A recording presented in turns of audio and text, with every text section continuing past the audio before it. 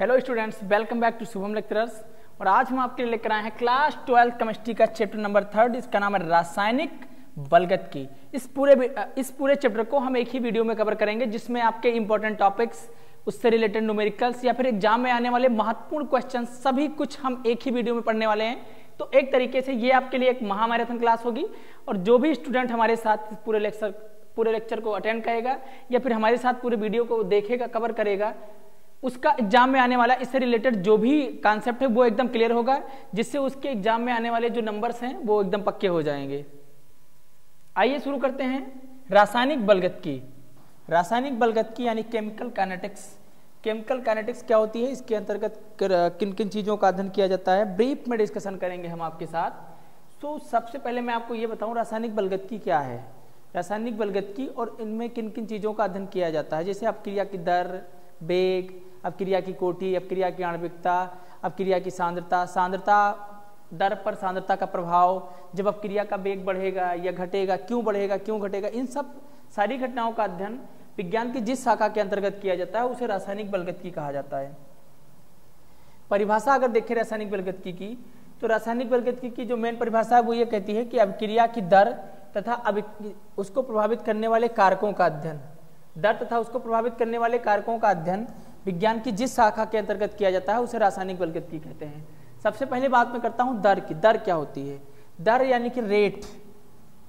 दर यानी कि क्या हो गया? रेट।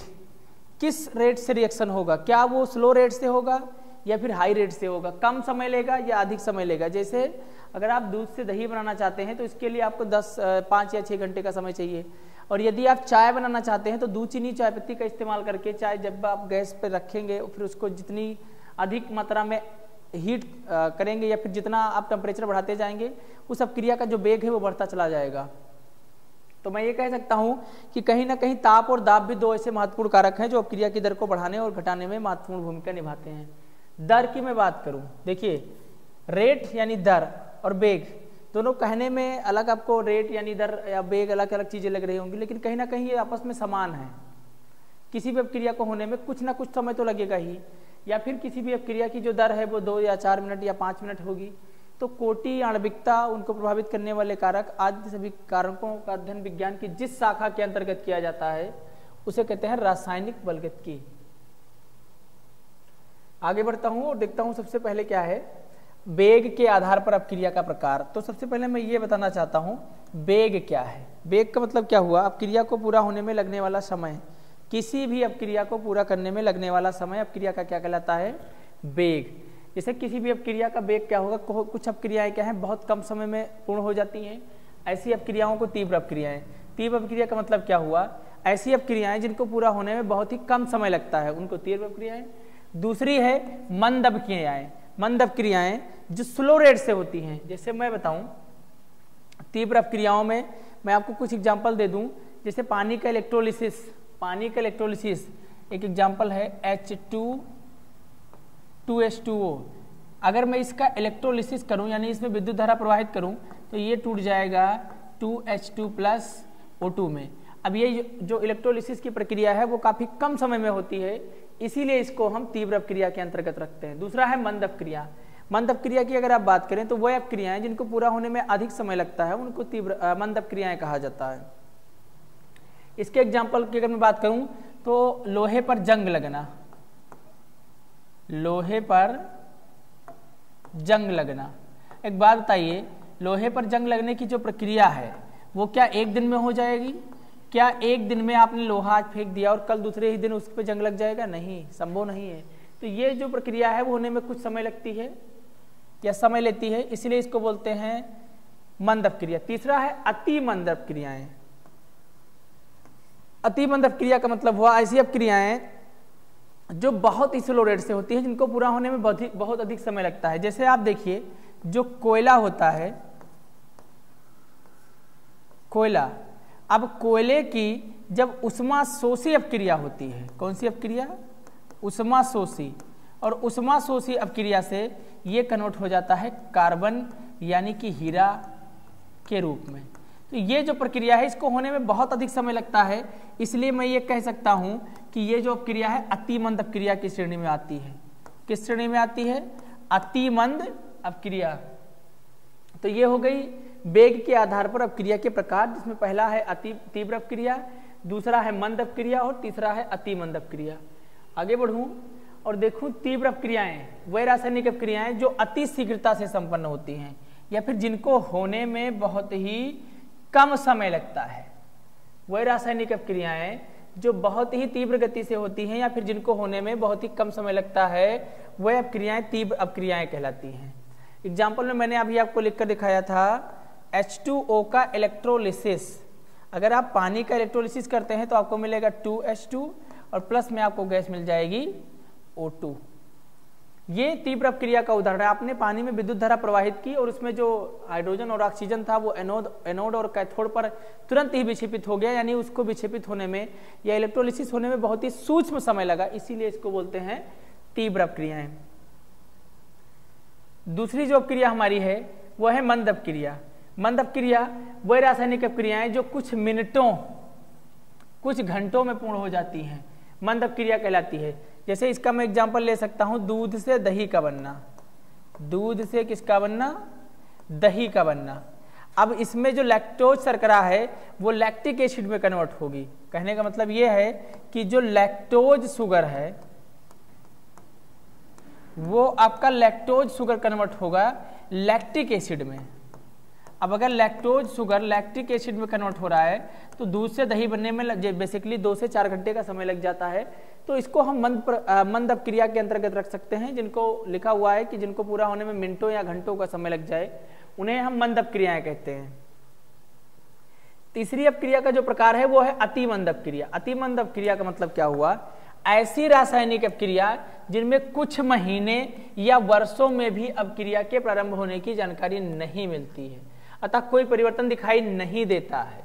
ऐसी अपक्रियाओं को अति मंद अपक्रिया कहा जाता है और इनका वेग भी ज्ञात नहीं किया जा सकता। जब अपक्रिया को होने में महीनों सालों का समय लग रहा हो, वर्षों का समय लग रहा हो, तो आप बताइए क्या उस अपक्रिया के वेग को ज्ञात कर सकते हैं? नहीं। इस प्रकार की जो अपक्रियाएं होती हैं उन्हें अति मंद अपक्रिया कहा जाता है। जैसे मैं बात करूं कार्बन जो है वो उष्माशोषी प्रक्रिया के द्वारा, कौन सी प्रक्रिया के द्वारा? उष्माशोषी प्रक्रिया के द्वारा हीरा या फिर ग्रेफाइट में कन्वर्ट हो जाता है। ये अपक्रियाएं हजारों सालों का समय लगती हैं। ये मैं लिखा हुआ ना इसमें महीनों या वर्षों में, तो इनका 1000 या 2000 साल, 400 साल, 500 साल में ये अपक्रियाएं पूरी होती हैं। इनका रेट पर डिफाइन करने का कोई ऑप्शन ही नहीं है। इस प्रकार की जो अपक्रियाएं होती हैं उन्हें कहा जाता है अति मंद अपक्रिया। अपक्रिया की दर या वेग देखिए, एकांक समय में किसी अभिकारक तथा उत्पाद की सांद्रता में होने वाला परिवर्तन। जो अपक्रिया का वेग है उसे स्मॉल आर से रिप्रेजेंट करते हैं। तो मैं लिखूंगा small r is equal to c upon t, जहां पर सी क्या है? कंसंट्रेशन। सी क्या है? कंसंट्रेशन। मैं इधर लिख दे रहा हूं ताकि आप आसानी से समझ सकें। सी क्या है? कंसंट्रेशन, जिसे हम क्या बोलते हैं? सांद्रता। सी क्या है? कंसंट्रेशन, जिसे हम क्या बोलते हैं? सांद्रता। और ये टी हमारा क्या है? समय। यानी किसी भी अभिकारक या उत्पाद की जो परिवर्तन होगा अभिकारक या उत्पाद में, वो समय के साथ ही होगा, मतलब टाइम के साथ ही होगा, टाइम के साथ ही ट्रेवल करेगा, चाहे वो प्रोडक्ट का कंसंट्रेशन का बढ़ना हो और चाहे वो रिएक्टेंट के कंसंट्रेशन का बढ़ना हो। और जो ये आर लिखा है इसको हम रेट को रिप्रेजेंट करते हैं स्मॉल आर से। तो इसको मैंने क्या लिखा? Del C upon T. C क्या है? कंसंट्रेशन यानी कि सांद्रता। अब उस सांद्रता में दोनों की सांद्रता हो सकती है, चाहे वह अभिकारक हो सकता है और चाहे वह आपका क्या हो सकता है? उत्पाद। क्योंकि जैसे जैसे समय बढ़ेगा अभिकारक, किसी भी अपक्रिया में अभिकारक की सांद्रता कम होती जाएगी और उत्पाद की जो सांद्रता है उसमें वृद्धि होती जाएगी। इसमें होने वाले परिवर्तन को रासायनिक अपक्रिया का दर या फिर वेग कहा जाता है। इसका जो मात्रक है वो होता है मोल। देखो, कंसंट्रेशन का जो मात्रक है यानी सांद्रता का जो मात्रक है वो होता है mole litre inverse. Mole litre inverse. Mole litre inverse कहने का मतलब क्या है कि एक लीटर विलेन में उपस्थित विलेय के मोलों की संख्या को सांद्रता कहा जाता है, कंसंट्रेशन कहा जाता है। 1 लीटर विलेन में उपस्थित विलेय के मोलों की संख्या को उसका कंसंट्रेशन कह सकते हैं या सांद्रता कह सकते हैं। तो इसका जो मात्रक होता है mole litre inverse second inverse. Time के लिए हमने क्या लिखा है यहाँ पर, सेकेंड इनवर्स। तो इसका जो मात्रक होता है mole litre inverse second inverse, mole litre inverse second inverse, ये इसका मात्रक है, mole litre inverse second inverse. ये आपके लिए महत्वपूर्ण है थोड़ा सा, क्योंकि एग्जाम में हो सकता है पूछ लिया जाए कि अपक्रिया की दर का मात्रक क्या है या अपक्रिया के वेग का मात्रक क्या है, तो इसलिए आपको ये ध्यान रखना चाहिए, आपके लिए महत्वपूर्ण है परीक्षा की दृष्टि से। चलिए स्टूडेंट बढ़ते हैं आगे की तरफ, आप इसे नोट कर चुके होंगे।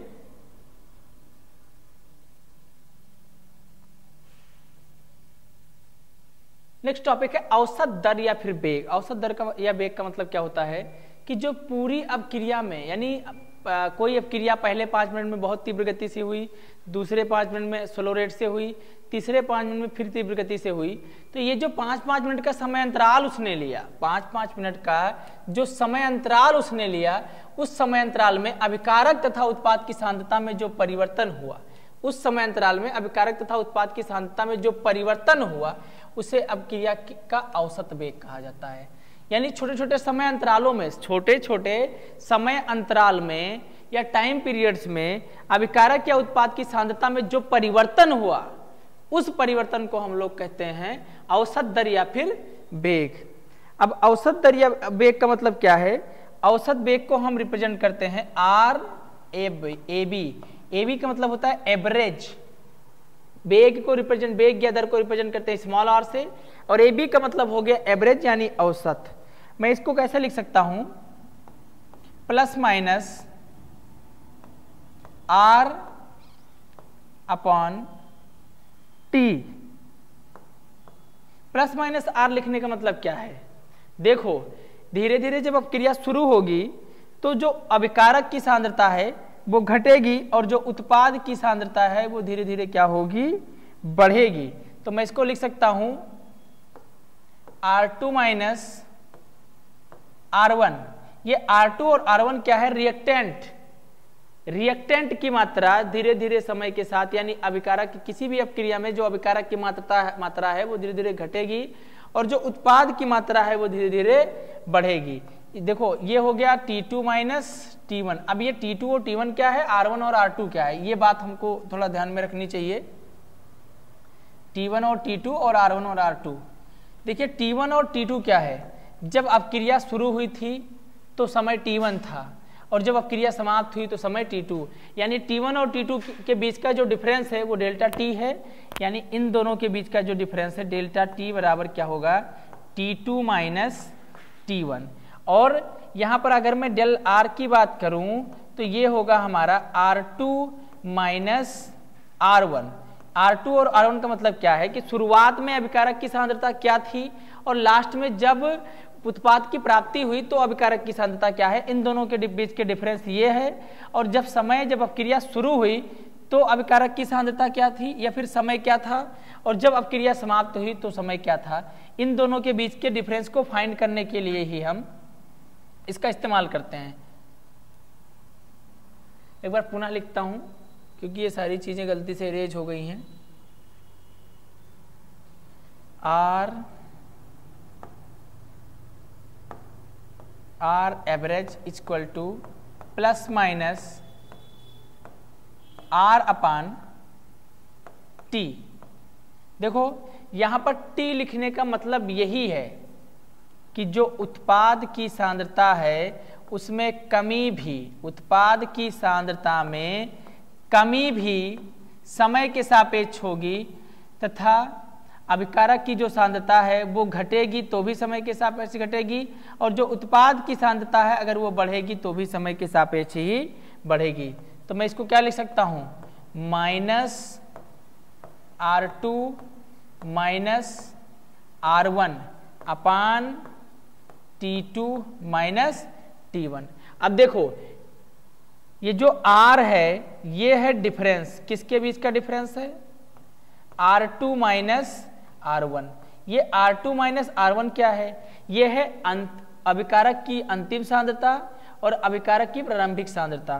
दूसरा जो आपका P है ये क्या है, उत्पाद की अंतिम सांद्रता और उत्पाद की प्रारंभिक सांद्रता। ये जो आपका T है ये है शुरुआत में जो टाइम लगा, यानी स्टार्टिंग में जो टाइम लगा वो, और लास्ट में जो टाइम लगा वो। मैं यहां इसको फिर से लिख दे रहा हूं, शुरुआत में जो टाइम लगा वो, और ये क्या है, लास्ट में जो टाइम लगा वो। यानी किसी भी अपक्रिया को जब शुरू किया गया तो समय क्या था, और जब अपक्रिया समाप्त हुई तो समय क्या था। तो यानी रिएक्टेंट के बीच का अगर डिफरेंस निकालना है तो R2 माइनस R1, प्रोडक्ट के बीच का डिफरेंस क्या है P2 माइनस P1, और टाइम के बीच का अगर डिफरेंस पता करना है तो T2 minus T1, T2 minus T1। यानी T2 और T1 का मतलब क्या है कि जब अपक्रिया शुरू हुई तब समय क्या था और जब समाप्त हुई तब समय क्या है। R2 और R1 का मतलब क्या है कि जब अपक्रिया शुरू हुई थी तो रिएक्टेंट यानी अभिकारक की सांद्रता क्या थी, और जब समाप्त हुई तो अभिकारक की सांद्रता क्या है। अब हमारा बच रहा है ये माइनस, और ये जो दूसरा वाला होगा ये प्लस होगा। इसको मैं कैसे लिख सकता हूं, P2 माइनस P1, इस तरीके से नहीं, P2 माइनस P1, ये प्रोडक्ट है, और प्रोडक्ट बनने में जो टाइम लगा वो क्या है, T2 माइनस T1। अब मैं अगर इसे चाहूं R, देखो अब यहां पर एक चीज और लिख सकता हूं आपके लिए, जो R है वो हमारा क्या है, अभिकारक की सांद्रता। R क्या है, अभिकारक की सांद्रता। P क्या है, उत्पाद की सांद्रता। यानी R हमारी क्या है, अभिकारक की सांद्रता, और P क्या है, उत्पाद की सांद्रता। यानी अगर मुझे औसत वेग लिखना है तो मैं कैसे लिख सकता हूं, निश्चित समय अंतराल में अभिकारक तथा उत्पाद की सांद्रता में जो परिवर्तन हुआ उसे अभिक्रिया का औसत वेग कहा जाता है। निश्चित समय अंतराल में अभिकारक तथा उत्पाद की सांद्रता में जो परिवर्तन हुआ उसे अभिक्रिया का क्या कहा जाता है, औसत वेग। ठीक है, नोट कर लीजिए, फिर बढ़ते हैं आगे की तरफ। एक और चीज आपको इंपॉर्टेंट बताना चाहूं, देखो यहाँ पर जो माइनस है वो उत्पाद की सांद्रता में, अभिकारक की सांद्रता में कमी है, और यहाँ जो प्लस है वो उत्पाद की सांद्रता में वृद्धि है, इसलिए मैंने यहाँ पर इसे प्लस माइनस लगा के लिखा। तो आइए इसे बढ़ते हैं आगे की तरफ। अगला हमारा क्या है, तात्क्षणिक वेग। किसी निश्चित समय अंतराल, निश्चित समय अंतराल का मतलब क्या हुआ कि फिक्स टाइम में, 1 सेकेंड, 1 क्षण, 1 मिनट में अभिकारक तथा उत्पाद की सांद्रता में जो परिवर्तन होता है उसकी दर को उस अपक्रिया का तात्क्षणिक वेग कहा जाता है। तात्क्षणिक वेग को इंस्टेंट लिखते हैं, जैसे मैं लिखता हूं R इंस्टेंट। ये क्या है, अपक्रिया का तात्क्षणिक वेग। तात्क्षणिक वेग का मतलब क्या हुआ कि मैं लिख सकता हूं T equal to dt, T equal to dt, और R इंस्टेंट अगर मुझे लिखना है तो मैं क्या लिखूंगा, R instant is equal to minus dr upon dt। अब यहां माइनस dr लिखने का मतलब क्या है कि जैसे जैसे मतलब तात्क्षणिक वेग क्या है कि जब अपक्रिया होगी तो जो अभिकारक की सांद्रता है वो समय के साथ धीरे धीरे क्या होगी, कम होगी। यानी समय के साथ जो अभिकारक की सांद्रता है वो क्या होगी, कम होगी। अगर मैं उत्पाद के लिए यही चीज लिखना चाहूं तो R instant is equal to plus dP upon dt। यानी धीरे धीरे जब उत्पाद की सांद्रता, अभिकारक की सांद्रता घटेगी तो धीरे धीरे जो उत्पाद की सांद्रता है वो क्या होगी, बढ़ेगी। अब मैं इसे क्या, ये देखो ये आपकी क्या है, अभिकारक की सांद्रता। ये किसकी सांद्रता है, अभिकारक की सांद्रता। और अभिकारक की सांद्रता किसी भी अपक्रिया में धीरे धीरे घटती है, और जो उत्पाद की सांद्रता है यानी जो उत्पाद की सांद्रता है वो किसी अभिक्रिया में धीरे धीरे क्या होती है, बढ़ती है। तो मैं ये कह सकता हूं उत्पाद की सांद्रता में वृद्धि होती है तथा अभिकारक की सांद्रता में क्या होती है, कमी, जिसको मैंने यहाँ पर तात्क्षणिक वेग के रूप में दर्शा दिया है। Delta T equal to D T, R instant equal to minus D R upon D T. यहाँ पर आर क्या है, रिएक्टेंट जिसकी सांद्रता में कमी आ रही है, पी क्या है, प्रोडक्ट जिसकी सांद्रता में क्या हो रही है, वृद्धि। यहाँ पर आपका आर क्या है, अभिकारक, और यहाँ पर पी आपका क्या है, उत्पाद। पी आपका क्या है, उत्पाद, और आर आपका क्या है, अभिकारक। आइए शुरू करते हैं नेक्स्ट टॉपिक, जो कि हमारा है प्रारंभिक वेग। और प्रारंभिक वेग में एक चीज मैंने आपको ऑलरेडी बता रखी है, वो है वेग। वेग मतलब रेट ऑफ ए रिएक्शन। किसी भी रिएक्शन के होने की जो प्रोबेबिलिटी है, तब टाइम कितना टेक्स कर रहा है या फिर कितनी स्पीड से हो रहा है। कुछ रिएक्शंस हैं जो बहुत फास्ट स्पीड से होते हैं, जिनको हम तीव्र अपक्रियाएं कहते हैं। कुछ रिएक्शंस ऐसे हैं जो स्लो रेट से होते हैं, जिनको मैं मंद या आप मंद अपक्रियाएं कहते हैं। तो प्रारंभिक वेग का मतलब क्या हुआ, देखो प्रारंभिक वेग का मतलब क्या हुआ कि यदि आपने कोई अभिक्रिया शुरू की है, अपक्रिया शुरू की है जिसमें आपने दो चीजें ली हैं, ए और बी। ए और बी आपके अभिकारक हैं और पी क्या है, आपका प्रोडक्ट। तो ए और बी अभिकारक हैं, यदि इनकी सांद्रता, इनके कंसंट्रेशन में कोई भी चेंज नहीं हुआ है, इनके कंसंट्रेशन में कोई भी चेंज नहीं हुआ है, तो उसे हम इस अपक्रिया का प्रारंभिक वेग कह सकते हैं। मतलब अगर वेग बढ़ेगा तो टाइम के रिस्पेक्ट में बढ़ेगा। तो यदि क्या है, टाइम आपका जीरो है, लिखा हुआ है टाइम क्या हो, जीरो, यानी समय जीरो पर किसी अभिक्रिया का जो वेग होता है उसका प्रारंभिक वेग कहलाता है। मतलब अभी अपक्रिया शुरू ही नहीं हुई है, आपने सिर्फ अभिकारकों को एक किसी वेसल्स में या बर्तन में केवल लिया है, अपक्रिया शुरू ही नहीं हुई है, तो उसे अपक्रिया का प्रारंभिक वेग कह सकते हैं। और जब शुरू ही नहीं होगी तो अपक्रिया का जो टाइम होगा वो जीरो ही रहेगा। इसको मैं एक ग्राफ बनाकर आपको उस ग्राफ के अकॉर्डिंग समझा रहा हूं, आप जरा ध्यान से मेरी बात सुनिएगा। जैसे मैंने एक लाइन ड्रा की, ये एक्स एक्सिस है और ये वाई एक्सिस है। देखिए इधर क्या है, उत्पाद की सांद्रता, इधर क्या है, सांद्रता बढ़ रही है।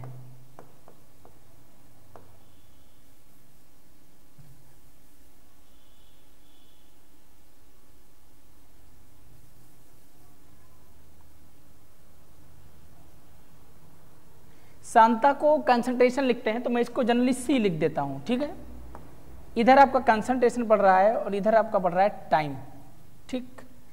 अब यदि टाइम जीरो हो, टाइम क्या हो, जीरो, जैसा कि यहां पर लिखा गया है कि टाइम अगर जीरो हो तो किसी अपक्रिया का जो प्रारंभिक वेग होता है वही अपक्रिया का वेग कहलाता है या फिर प्रारंभिक वेग कहलाता है। टाइम जीरो का मतलब क्या हुआ, मैंने ऑलरेडी रिपीट कर रहा हूं दोबारा अपनी बात को, कि जब रिएक्टेंट में चेंज ही नहीं हुआ है, जब रिएक्टेंट में चेंज ही नहीं हुआ है, प्रोडक्ट को के बनने की बात तो अलग है, मतलब रिएक्टेंट में कोई भी चेंज नहीं हुआ है, तो उसे हम अपक्रिया का प्रारंभिक वेग कहलाते हैं। और इसके लिए अगर मैं ग्राफ रिप्रेजेंटेशन करूं तो कुछ ऐसा स्लोप बनेगा। जैसे जैसे टाइम बढ़ेगा, जैसे जैसे टाइम आपका इंक्रीज होगा, जो कंसंट्रेशन है धीरे धीरे रिएक्टेंट की क्या होगी, घटेगी। मैं एक एग्जांपल दूं, जैसे आपने क्या लिया, NaCl और H2O, दो चीजें ले ली, NaCl और H2O, ये आपके अभिकारक हैं और इनका रिएक्शन करा के आपको प्रोडक्ट बनाना है। तो जब T जीरो हो, मतलब अभी भी रिएक्शन शुरू नहीं हुआ है, यानी उसका प्रारंभिक वेग यही कहलाएगा। यानी रिएक्शन शुरू नहीं हुआ, मतलब जो सांद्रता यानी कंसंट्रेशन है वो भी अभी जीरो होगा ना। जब रिएक्शन शुरू ही नहीं हुआ है तो जो कंसंट्रेशन है उसमें कोई भी चेंज नहीं आएगा। लेकिन जब धीरे धीरे रिएक्शन प्रोसीड करेगा तो जो कंसंट्रेशन है वो घटेगी, और अगर कंसंट्रेशन घटेगी तो उसके साथ साथ आपका टाइम भी क्या होगा, बढ़ेगा। तो अगर आपसे कोई पूछता है या एग्जाम में या कहीं भी कि प्रारंभिक वेग क्या है, तो आप कह सकते हैं जब T जीरो हो, यानी टाइम जीरो हो। टाइम जीरो हो मतलब रिएक्शन अभी शुरू ही नहीं हुआ है, क्योंकि जैसे ही रिएक्शन प्रोसीड करेगा टाइम कुछ ना कुछ 1 2 3 4 5 6 सेकंड में ही बढ़ेगा, लेकिन बढ़ना शुरू कर देगा। इस ग्राफ को आप बना लीजिए एक मिनट में, फिर मैं आगे बढ़ूं। बच्चों इसको हटाते हैं और बढ़ते हैं आगे की तरफ। नेक्स्ट टॉपिक हमारा क्या है, अपक्रिया की दर को प्रभावित करने वाले कारक। देखो दर या वेग दोनों एक ही चीज है, तो उसको प्रभावित करने वाले कारक क्या हैं, अभिकारकों की सांद्रता।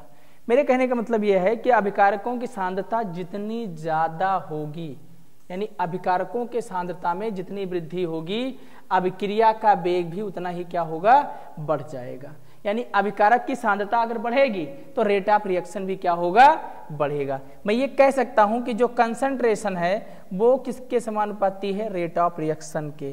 कंसंट्रेशन किसके समानुपाती है, रेट ऑफ रिएक्शन के, क्योंकि अगर कंसंट्रेशन बढ़ेगा तो रेट ऑफ रिएक्शन भी क्या होगा, बढ़ जाएगा। दूसरा बात है टेम्परेचर, ताप में वृद्धि करने पर भी अपक्रिया का वेग बढ़ जाता है। मान लीजिए आप चाय बना रहे हैं, क्या बना रहे हैं, चाय, और स्लो स्पीड में मतलब 50 डिग्री सेल्सियस पे बना रहे हैं, तो अभी आपको 5 मिनट का टाइम लग रहा है। कितने मिनट का, 5 मिनट का। आपने क्या किया, टेम्परेचर बढ़ाकर 100 डिग्री सेल्सियस कर दिया, और जब 100 डिग्री सेल्सियस कर दिया तो रेट ऑफ रिएक्शन बढ़ गया और जो टाइम था वो क्या हो गया, घट गया। तो यानी मैं ये कह सकता हूं कि जब कभी आप किसी भी रिएक्शन में टेम्परेचर इंक्रीजमेंट करते हैं तो टेम्परेचर बढ़ने से क्या होता है कि अपक्रिया का जो रेट यानी जो वेग है वो भी क्या होता है, बढ़ जाता है। अगला हमारा एक और इस पे डिपेंडेंट चीज है जिसका नाम मैं आपको बता रहा हूं, दाब यानी प्रेशर। जितना ही प्रेशर आप किसी अपक्रिया में बढ़ाएंगे या फिर लगाएंगे तो उसके वेग में वृद्धि होगी। 3 चीजें मैंने आपको बताई, एक सांद्रता, दूसरा ताप और तीसरा दाब। ये तीनों कारक बहुत ही महत्वपूर्ण कारक हैं और अपक्रिया के दर को कहीं ना कहीं प्रत्यक्ष और अप्रत्यक्ष रूप में प्रभावित करते हैं। क्योंकि अगर आप कंसंट्रेशन बढ़ाओगे तब भी रेट ऑफ रिएक्शन बढ़ेगा, यदि आप प्रेशर बढ़ाओगे तब भी रेट ऑफ रिएक्शन बढ़ेगा, यदि आप टेम्परेचर बढ़ाओगे तब भी रेट ऑफ रिएक्शन बढ़ेगा, और यदि इन तीनों को घटाओगे तो रेट ऑफ रिएक्शन घटेगा भी, क्योंकि ये टेम्परेचर को मतलब रेट ऑफ रिएक्शन को इफेक्ट करने वाले, प्रभावित करने वाले कारकों में से महत्वपूर्ण है। अगला हमारा है वेग नियम या दर व्यंजक, या फिर इसको हम बोल सकते हैं वेग व्यंजक। ठीक है, इसके लिए मैं एक छोटा सा एग्जांपल लेके आपको समझाना चाहता हूं। जैसे माना कोई अपक्रिया जिसमें ए और बी अभिकारक मिलकर आपका क्या बना रहे हैं, प्रोडक्ट। माना कोई अपक्रिया जिसमें ए और बी अभिकारक मिलकर आपका क्या बना रहे हैं, प्रोडक्ट। तो ए और बी अभिकारक हुए और पी आपका क्या हो गया, प्रोडक्ट। अब इसकी जो क्वांटिटी है स्मॉल ए, मैं इसको इस तरीके से लिख रहा हूं,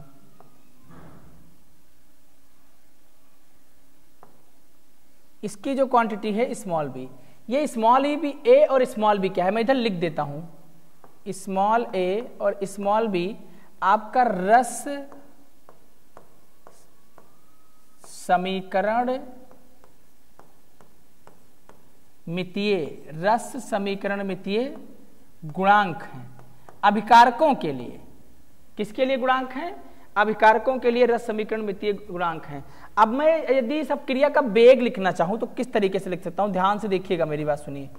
तो वेग इक्वल टू मैं क्या लिख सकता हूं, dx अपॉन dt,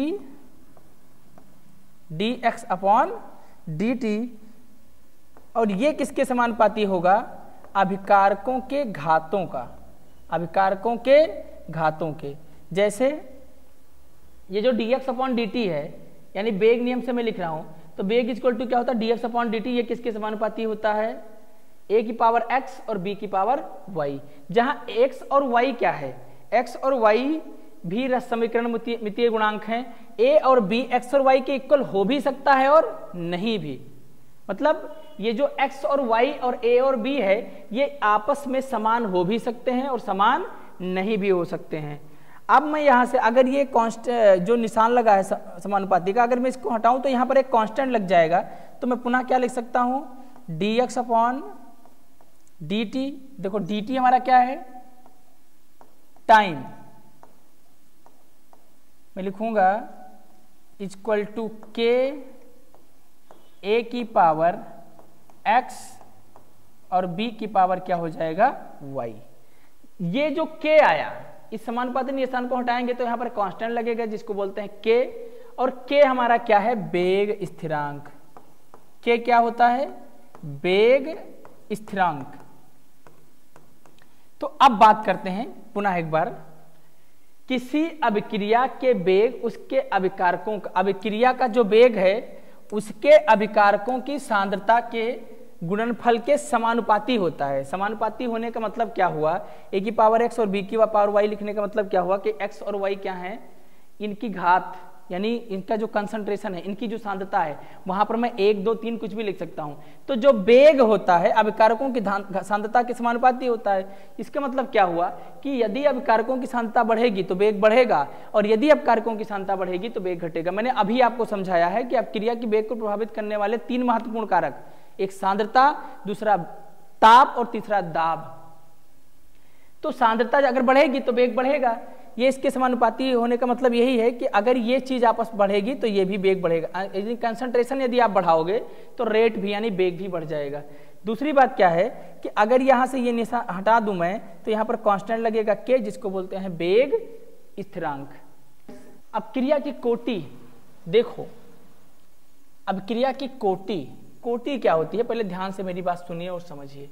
देखो अब क्रिया क्या होती है कि जब 2 या 2 से अधिक पदार्थ आपस में मिलकर मिक्स करते हैं, आपस में इंटरचेंज करते हैं आयंस का, तो उसे हम अपक्रिया बोलते हैं। कोटि का मतलब क्या हुआ कि जो अभिकारक हैं उनकी घातों का योग, जो अभिकारक हैं उनके घातों का योग अपक्रिया की कोटि कहलाती है। मैं अगर सीधी बात करूं तो सबसे पहले मैं बात करूंगा अभिकारक के अणुओं की वह संख्या, अभिकारक के अणुओं की वह संख्या जिनका सांद्रण रासायनिक परिवर्तन के परिणाम स्वरूप परिवर्तित होता है, अपक्रिया की कोटि कहलाती है। मैं अगर दूसरी तरीके से इसी डेफिनेशन को बताऊं तो वेग नियम में निहित सभी अभिकारकों की सांद्रताओं की घातों का योग, अभिकारकों की सांद्रताओं की घातों का योग। देखो माना एक अपक्रिया जिसमें A और B मिलकर आपका क्या बना रहे हैं, P यानी कि प्रोडक्ट। माना एक अपक्रिया जिसमें A और B मिलकर क्या बना रहे हैं, P यानी कि प्रोडक्ट। इसके नंबर आप N मोल्स हैं, इसके भी नंबर आप N मोल्स हैं। अब अगर मैं इसके वेग नियम से लिखना चाहूं इसे तो कैसे लिखूंगा, वेग, अगर मैं इसे वेग नियम से लिखना चाहूं तो कैसे लिखूंगा,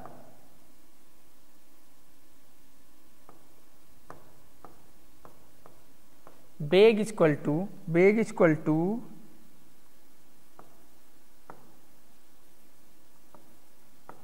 dx अपॉन dt। वेग इक्वल टू क्या लिखूंगा, dx upon dt is equal to k a की पावर x और b की पावर क्या हो जाएगी, y। अब जो ये अभिकारकों की सांद्रता है, देखो यही हमारे क्या हैं, अभिकारक। ये दोनों हमारे क्या हैं, अभिकारक, और ये इनकी सांद्रता, ये हमारे क्या हैं, अभिकारक, और ये इनकी सांद्रता, अभिकारक, ये क्या है हमारे अभिकारक, और ये रही इसकी सांद्रता x और इसकी सांद्रता y। तो मैंने साफ साफ यहां पर लिख रखा है कि वेग नियम में निहित सभी अभिकारकों की सांद्रताओं की घातों का योग, अभिकारकों की सांद्रताओं की घातों का योग, यानी अभिकारक की जो सांद्रता है उसकी घात का योग क्या है, x और y। तो मैं क्या कह सकता हूं, x प्लस y बराबर क्या होता है, अपक्रिया की कोटि। क्लियर, कोई दिक्कत परेशानी तो नहीं हो सकती आपको, बिल्कुल नहीं हो सकती। अभिकारकों की घातों का जो योग है वो अपक्रिया की कोटि कहलाते हैं। छोटी सी बात है, इंपॉर्टेंट है आपके लिए एग्जाम की दृष्टि से, तो आप ध्यान रखिएगा कि जो अभिकारक की सांद्रता होगी, जो अभिकारक की सांद्रता है x और y, इनका जो योग है वो आपकी क्या कहलाती है, अपक्रिया की कोटि। यहां पर साफ साफ लिखा भी है, वेग नियम में निहित सभी अभिकारकों की सांद्रताओं की घातों का योग उस अपक्रिया की क्या कहलाती है, कोटि कहलाती है। नोट कर लीजिए आप इसे। चलिए स्टूडेंट बढ़ते हैं आगे की तरफ, और इसे हटाता हूं मैं, आप नोट कर चुके होंगे।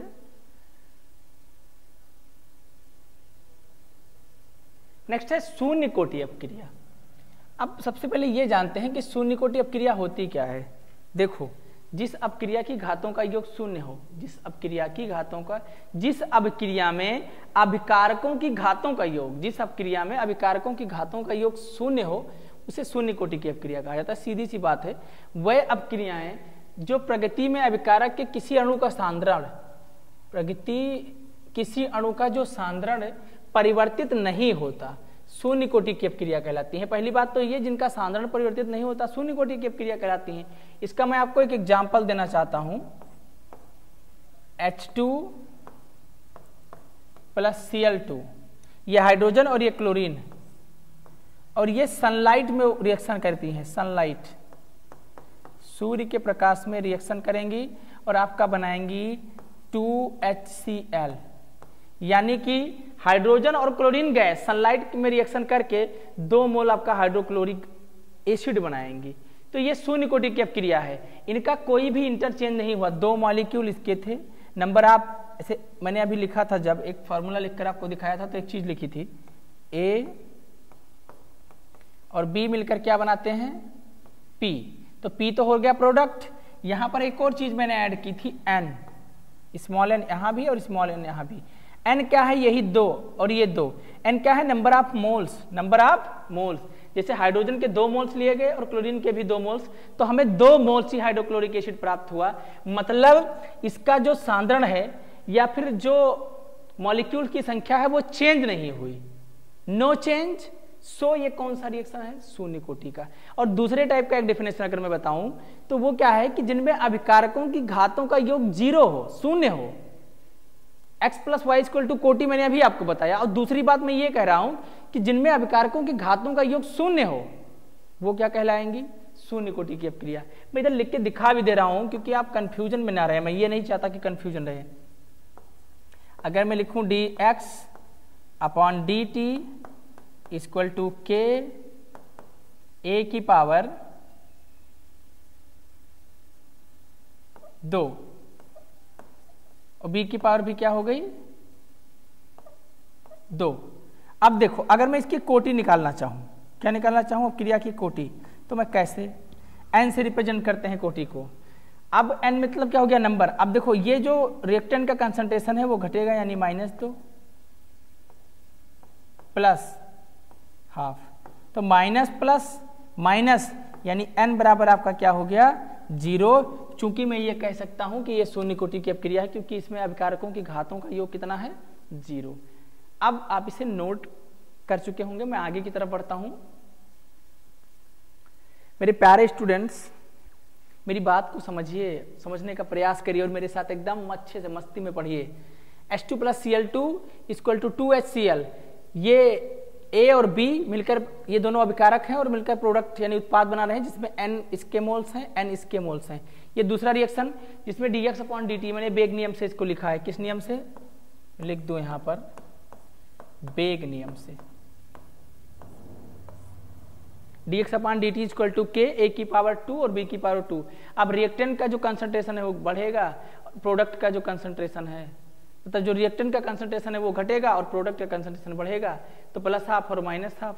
यहाँ पर यह सीधी सीधी इसकी जो पावर मैंने यहाँ पर लिख रखी है, ऐसे लिख दूं, माइनस हाफ इसकी प्लस हाफ। अब माइनस प्लस माइनस यानी n बराबर 0। तो ये किस कोटि की अपक्रिया, शून्य कोटि की अपक्रिया, एकदम समझ जाइए। अगला है शून्य कोटि अपक्रिया के लिए समाकलित वेग समीकरण। बहुत ध्यान से देखिएगा इसको, अगर थोड़ा सा भी इधर उधर हुआ ना तो सर आप भी इधर उधर हो जाएंगे। मैं इसीलिए पहले डिवाइडर लाइन बना दे रहा हूं। देखो, माना एक अपक्रिया, माना एक अपक्रिया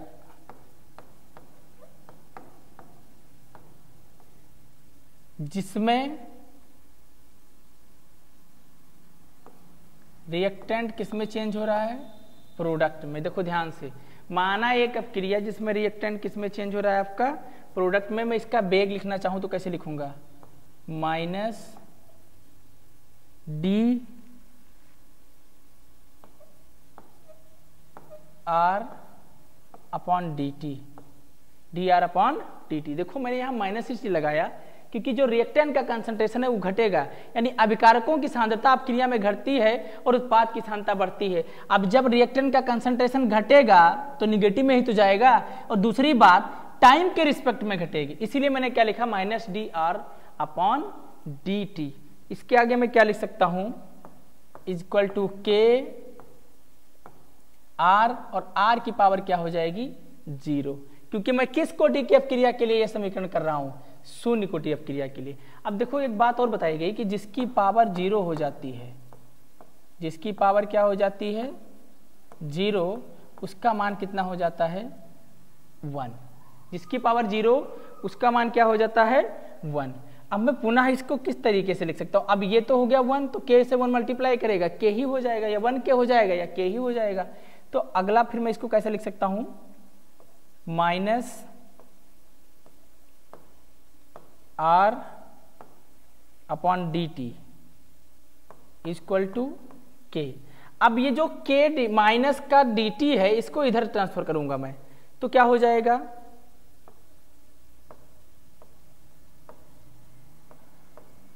माइनस के डी टी। समझ में आ रही है इतनी बात आपको या नहीं समझ पा रहे हैं? देखो अभी मैं पूरा समझाऊंगा। ये जो माइनस का डी टी था इधर जाएगा तो प्लस का डी टी हो जाएगा, ये माइनस का डी टी इधर जाएगा तो किसका हो जाएगा प्लस का डी टी। तो मैं क्या लिख सकता हूँ D R equal to minus का के डी टी। अब मैं इसका क्या करूंगा समाकलन, इस समीकरण का समाकलन करना है, इसका मुझे क्या करना है समाकलन।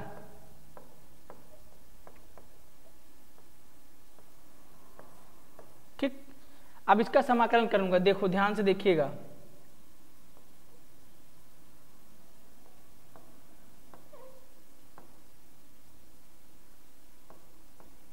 माइनस के डी टी, तो इसका समाकलन करूंगा, समाकलन का निशान लगाऊं पहले ये, और ये माइनस का तो कांस्टेंट है तो इसका तो समाकलन होगा नहीं। ठीक है, जब समाकलन करूंगा तो ये जो d है दोनों तरफ ये हट जाएगा, क्या बचेगा इधर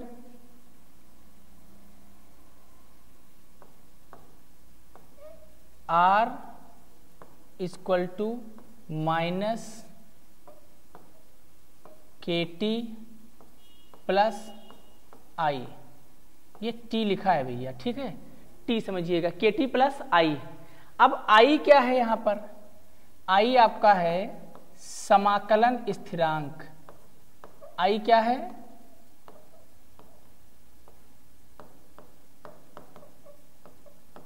समाकलन स्थिरांक, i आपका क्या है समाकलन स्थिरांक। अब देखिए एक और नई चीज मैं करने जा रहा हूं, t0 यानी अपक्रिया का प्रारंभिक वेग, तो मैं t बराबर यदि क्या ले लूं 0, टाइम को मैंने क्या कर दिया 0 और प्रारंभिक सांद्रता को भी 0 लेने जा रहा हूं, तो जो रिएक्टेंट की सांद्रता है वो भी क्या हो जाएगी 0। अब मैं पुट करूं इस वैल्यू को इसके प्लेस पर, ठीक है, फिर देखिए आगे क्या होता है। जो प्रारंभिक सांद्रता की मैंने उसको R0 ले लिया, तो यहां पुट करूंगा मैं प्रारंभिक सांद्रता के स्थान पर इसको मैं मान सकता हूं KT प्लस आई, यानी समीकरण नंबर 1, समीकरण नंबर 1। देखो इसको यहां पुट कर रहा हूं,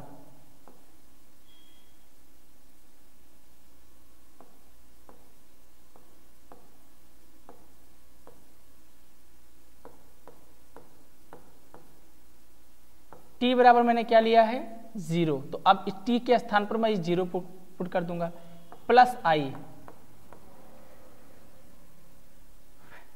माइनस के से। जब 0 ब्रैकेट को जब आप ओपन करेंगे, जब आप ब्रैकेट को ओपन करेंगे तो 0 इस के से मल्टीप्लाई करेगा, पूरी टर्म 0 हो जाएगी। तो ये हमारा क्या मिल गया हमको R0 इज इक्वल टू आई। यहां से हमको आई का मान पता चल गया। ये समीकरण नंबर में इसको क्या लिख सकता हूं 2, इसको समीकरण नंबर 2 लिख सकता हूं। यहां से हमको आई का मान पता चल गया। अब आई के मान को समीकरण नंबर 1 पे पुट करता हूं, कैसे, समीकरण नंबर 1 लिखूं पहले मैं,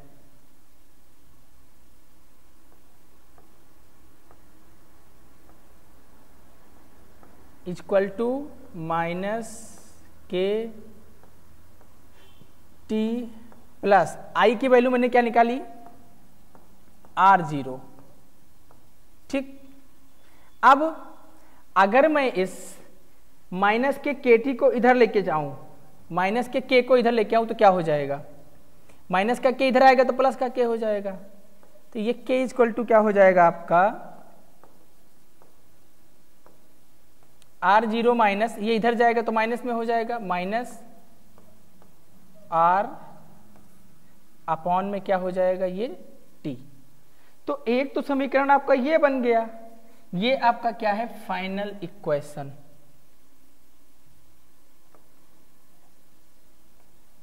ये आपका फाइनल इक्वेशन है शून्य कोटि अपक्रिया के लिए वेग समीकरण, समाकलित वेग समीकरण है ये। ठीक, अब R0 क्या है और R क्या है? देखो R0 जो आपका दिया हुआ है ये आपकी प्रारंभिक सांद्रता है, प्रारंभिक सांद्रता, और जो आपका R यहां पर दिया हुआ है वो आपकी है अंतिम सांद्रता।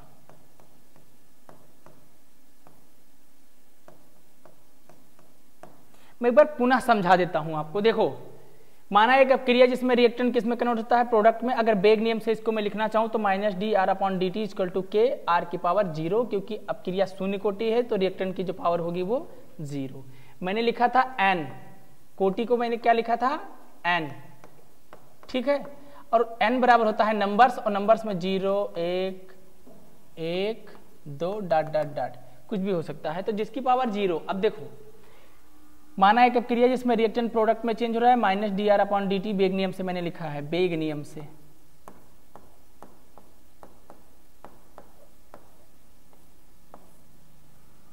D R upon D T equal to K R की पावर 0। के क्या है? वेग स्थिरांक। के यहाँ पर कहा, के यहाँ पर क्या है? वेग स्थिरांक।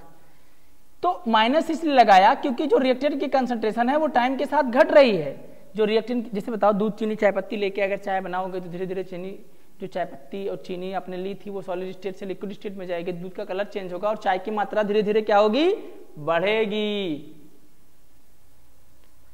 टाइम के रिस्पेक्ट में रिएक्टेंट का कंसंट्रेशन घटेगा, इसलिए मैंने माइनस लगाया, यानी अभिकारक की सांद्रता घटेगी इसलिए माइनस लगाया, इक्वल टू के आर की पावर 0, क्योंकि शून्य कोटि की अपक्रिया। के क्या है? वेग स्थिरांक, जिसकी पावर 0 उसका मान 1। के 1 से मल्टीप्लाई करेगा के ही रह जाएगा, minus D R upon D T equal to K. अब इस माइनस के डी टी को उधर लेके जाएंगे तो डी आर इक्वल टू क्या हो जाएगा? माइनस के डी टी। अब इस जो समीकरण हमारा आया है इसका मैं अगर समाकलन करूं, क्या करूं? समाकलन। तो ये रहा समाकलन वाला निशान, ठीक है। अब जब समाकलन करूंगा तो ये माइनस तो कांस्टेंट है, इसका तो समीकरण समाकलन होगा नहीं, तो ये जो डी दोनों तरफ है ये हट जाएगा, तो यहां बचेगा आर इक्वल टू माइनस का के टी और प्लस आई। आई एक समाकलन स्थिरांक है जो कि समाकलन करने पर लग जाएगा। यदि t बराबर 0 हो, यानी टाइम बराबर, हमने ये टाइम क्या ले लिया? 0, और ये जो सांद्रता थी उसको क्या ले लिया? R0, यानी प्रारंभिक सांद्रता। अब इस R के स्थान पर मैंने क्या पुट कर दिया? R0, और T के स्थान पर पुट कर दिया इस समीकरण में यहाँ पर 0। पहले वाले समीकरण को मैंने यहाँ पर लिखा है, तो R0 इक्वल टू R0, देखो इसके स्थान पर इसको लिया तो इसको यहाँ पुट कर दिया, ये माइनस का के, और T के स्थान पर मैंने क्या ले लिया? T0 प्लस आई। अब जब ब्रैकेट ओपन होगा तो 0 कैसे मल्टीप्लाई करेगा? पूरा 0 हो जाएगा, तो R0 प्लस क्या हो जाएगा? I। तो यहाँ से I का जो मान R0 इक्वल टू क्या आ गया? I, यानी I इक्वल टू R0। अब इस I की वैल्यू समीकरण नंबर 1 में पुट की मैंने, तो R इक्वल टू, देखो R इक्वल टू माइनस का के टी प्लस, और जो I की वैल्यू निकल कर आई थी, यहाँ जो I है, I की वैल्यू जो R0 निकल कर आई, मैंने उसे समीकरण नंबर 1 में पुट कर दिया, ठीक है। अब इस माइनस के को इधर लेके आएंगे तो प्लस का के हो जाएगा, और ये प्रारंभिक सांद्रता, ये उधर जाएगा तो माइनस में हो जाएगा, माइनस अंतिम सांद्रता बटे टी। ये आपका क्या है? शून्य कोटि अपक्रिया के लिए समाकलित वेग समीकरण, जहां पर R0 आपकी क्या है? प्रारंभिक सांद्रता, और R क्या है? अंतिम सांद्रता। मैं आशा करता हूं कि आप मेरी मेहनत को जाया नहीं करेंगे, समझ गए होंगे, नोट कर लीजिए। चलिए स्टूडेंट बढ़ते हैं आगे की तरफ। मुस्कुराओ, इतना बड़ा बड़ा डेरिवेशन आप भी आसानी से चुटकियों में कर ले जाओगे, चुटकियों में। प्रथम कोटि, देखो प्रथम कोटि अपक्रिया वह अपक्रियाएं जिनमें अपक्रिया का वेग अभिकारकों के अणुओं के सांद्रता के गुणनफल के प्रथम घात के समानुपाती होता है। अरे भैया सीधी सी बात है, जिसका पावर 0 वही बनेगा हीरो। कैसे? देखो अगर मैं लिखूं dx upon dt equal to K a की पावर 1 और b की पावर भी क्या लिख दी? 1। अब ये पावर 1 है तो ये किस कोटि की अपक्रिया कहलाएगी? प्रथम कोटि की अपक्रिया, ठीक है। वह अपक्रियाएं जिनमें अपक्रिया का वेग अपकारकों की सांद्रता के गुणनफल के प्रथम घात के समानुपाती होता है। प्रथम घात समानुपाती, तो भैया के हटा दूं यहाँ से तो आप कहें तो लो प्रथम घात के समानुपाती कर दिया सीधा सीधा। समानुपाती होता है वो अब प्रथम कोटि की अपक्रिया कहलाती है। ठीक है, आगे देखूं, अगर प्रथम कोटि की अपक्रिया के लिए समाकलित वेग समीकरण, जिस तरीके से आपने वो तगड़ा वाला डेरिवेशन किया ना, दूसरा वाला सेम है जिसका भी और तगड़ा डेरिवेशन होगा। तो देखिए प्रथम कोटि अपक्रिया का एक एग्जांपल यहां मैं ऊपर ही लिख देता हूं आपके लिए। अमोनियम नाइट्रेट, ये जब डिकम्पोज होगा तो आपको देगा N2 + 2H2O। ये एग्जाम्पल है प्रथम कोटि के अपक्रिया का। कौन सी अपक्रिया का? प्रथम कोटि के अपक्रिया से का। अब देखो मैं एकदम फ्लो में आता हूं जहां से मैंने शुरुआत किया था। माना एक अपक्रिया, माना एक अपक्रिया जिसमें रिएक्टेंट से आपका क्या बन जाता है? प्रोडक्ट। ध्यान से एकदम सुनिएगा, समझिए, नाक का नाक सब खोल के। अब मुंह भी मत खोलिएगा नहीं तो मक्खी घुस जाएगी। माना एक रिएक्शन, माना एक अपक्रिया जिसमें रिएक्टेंट से क्या बन जाता है? प्रोडक्ट। अगर मैं इसका बेग लिखूं तो किस तरीके से लिखूंगा? बेग equal to dr upon dt। बेग equal to dr upon dt। मैं यहां माइनस भी लगाऊंगा क्योंकि जैसे जैसे रिएक्शन प्रोसीड होगा जो रिएक्टेंट की कंसंट्रेशन है टाइम के साथ घटेगी और घटेगी तो माइनस में जाएगी। किस में जाएगी? माइनस में जाएगी। इज इक्वल टू मैं क्या लिख सकता हूं? K और रिएक्टेंट की पावर क्या हो जाएगी? 1, क्योंकि किस कोटि की अपक्रिया है सर? फर्स्ट कोटि की अपक्रिया यानी प्रथम कोटि की अपक्रिया है। पावर 1। ठीक है, अब मैं क्या करूं? यहां चक्कर सब उल्टा हो जाएगा। इसकी पावर 1 है, देखो इसको इधर लेके आना है, इसको उधर लेके जाना है। तो अगर मैं इसको उधर लेके जाऊं, माइनस का dt पूरा लेके जाऊंगा, ध्यान से देखिएगा, ये माइनस का dt उधर लेके जाऊंगा और k को इधर पक्षांतर करूंगा। ठीक है, कैसे? ये आपका क्या बचेगा? dr अपॉन ये r इधर आएगा। ठीक है, इज इक्वल टू माइनस का dt जाएगा तो क्या हो जाएगा? माइनस का k dt। बोलो इतनी बात समझ में आई? आई सर, आई, बिल्कुल आई। तो ये जो R था, रिएक्टेंट की पावर 1 थी, उसको मैं इधर लेके आया और माइनस के dt को उधर लेके चला गया। ठीक है, अब इसका मैं क्या करूंगा? वही जो सबका करता आया हूं, क्या? समाकलन। क्या करूंगा? इसका भी मैं वही करूंगा जो सबका करता आया हूं, समाकलन। अगर मैं इसका समाकलन करूंगा तो फिर वही लगेगा क्या जो सब में लगता आया है, समाकलन का निशान।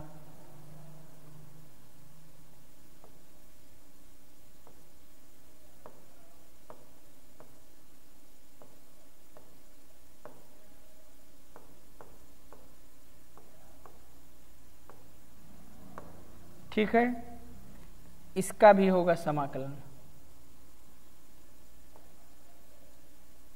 ये चूंकि माइनस का समाकलन नहीं होता क्योंकि माइनस कांस्टेंट है, तो जब समाकलन करेंगे तो भैया यहां पर एक फॉर्मूला भी दिया हुआ है नीचे, मैं लिख ही दूं।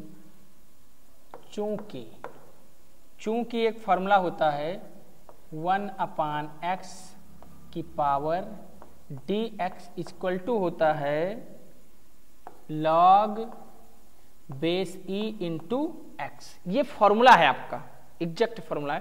अरे इधर ही लिख दूं, वहां मत लिखूं। फॉर्मूले को मैं इधर लिख देता हूं, 1/x की power dx is equal to log base e into X. ये हमारा एक फॉर्मूला है जिस फॉर्मूले का उपयोग करके मैं आगे काम करूंगा। ठीक है, तो मैं इसको क्या लिख सकता हूं? देखो ये log बेस e लग जाएगा यहां पर, log बेस e, ये d तो हट जाएगा दोनों तरफ से। ये जो r बचा है इस r का कुछ करते हैं। ठीक है, दोनों में से एक। कैसे लिख सकता हूं मैं इसको? मैं लिखूंगा log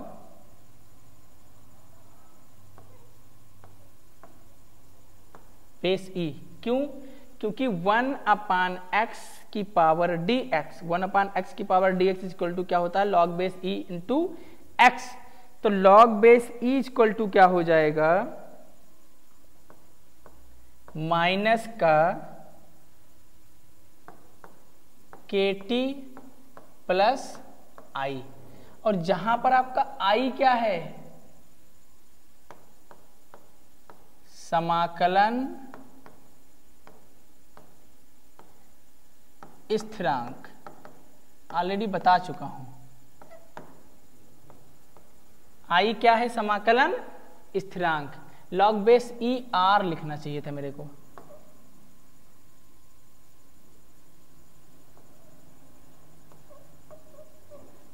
log base E R, ठीक है।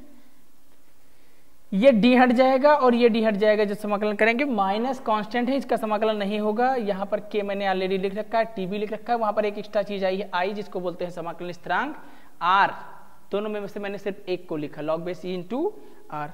अब देखो कि यदि टाइम 0 हो, टाइम क्या हो, 0, तथा आर भी आपका क्या हो, R0, आर भी आपका क्या हो, R0, तो मैं क्या पुट कर सकता हूं इस वैल्यू को। देखो मैं क्या लिख सकता हूं, ध्यान से देखिएगा मेरी बात। मैं लिख सकता हूं लॉग बेस ई, जहां R था मैं अब R0 को पुट करूंगा, या फिर R0 equal to minus K T बराबर 0 पुट करूंगा। टी की वैल्यू मैंने 0 ली है तो 0 पुट कर दिया। आर को, इस आर को मैंने R0 लिया है तो इसको R0 पुट कर दिया, प्लस आई। फिर वही असर होगा, 0 का जब ब्रैकेट हटाओगे तो ये माइनस के से मल्टीप्लाई करेगा, और पूरी की पूरी टर्म्स आपकी क्या हो जाएगी, 0। पूरी की पूरी टर्म्स क्या हो जाएगी, 0। तो क्या लिख सकता हूं मैं, log base E R0 equal to I. ये आपका समीकरण नंबर 1 है, ठीक। ये समीकरण नंबर 2, और यहां से मैंने आई का मान ऑब्टेन कर लिया। किसका मान ऑब्टेन कर लिया, आई का। अब इस आई के मान को, आई का मान समीकरण 1 में रखने पर, आई का मान समीकरण 1 में रखने पर कैसे रखूंगा, ध्यान से देखो। आई का मान समीकरण 1 में रखने पर इस आई के मान को समीकरण 1 में पुट करना है मेरे को, यहां पुट करना। देखो मैं समीकरण 1 लिख रहा हूं अभी, log base E R equal to minus K T plus, अब आई का मान क्या आया है, लॉग बेस ई R0, लॉग बेस ई R0। अब ध्यान से मेरी बात सुनिएगा, लॉग बेस ई R0, अगर मैं KT को इधर लेके आऊं और इसको उधर लेके जाऊं तो क्या कर सकता हूं। अगर KT को इधर लेके आऊंगा तो माइनस का KT है, प्लस का KT हो जाएगा। KT इक्वल टू, अब ये लॉग बेस ई R0, ये इधर जाएगा तो माइनस में हो जाएगा, ये वाली value log base E R, ठीक। Log base E R0 minus log base E R। KT equal to, मैं इसको और भी कुछ लिख सकता हूं, KT इक्वल टू, देखो यहां पर जो ये चीज लिखी हुई है ये सीधा सीधा लिखा है लॉग A माइनस बी, मैं यहां लिख देता हूं, ठीक है। अगर लिखा है लॉग A माइनस बी तो मैं उसको लिख सकता हूं लॉग A अपान बी। यदि log a माइनस बी लिखा है तो उसको लिख सकता हूं सीधा सीधा log a माइनस बी ही लिखा हुआ है। log a माइनस बी बराबर क्या होता है, log a अपान बी। तो मैं उसको क्या लिख सकता हूं, KT equal to log base e R0 upon R, R0 upon R। अब तो पेज भर गया बाबू, तो आप इसे जल्दी से नोट करो, फिर मैं आगे बढ़ता हूं, ठीक है। एक बार पुनः समझा देता हूं 1 मिनट में। माना एक अक्रिया जिसमें रिएक्टेंट से प्रोडक्ट बनना है, उसका बेग में लिखा minus del R upon dt equal to K R की पावर 1। इसको मैं इधर लेके आया और इस माइनस डी टी को उधर लेके गया, तो ये हो गया माइनस के डी टी, इधर लेके आया तो डेल आर अपॉन आर हो गया। इसका समाकलन किया इस फॉर्मूले से, ठीक है, 1 अपॉन एक्स की power D X equal to क्या होता है, log base E into X. समाकलन करोगे तो दोनों का जो ये डी है ये हट जाएगा, और इन दोनों में से सिर्फ एक को मैंने लिखा, तो लॉग बेस ई, देखो क्या लिखा, log base E into x same है, तो मैंने इसी फॉर्मूले पर इसको पुट कर दिया, equal to minus K T plus आई, जहां पर आई क्या है, समाकलन स्थिरांक।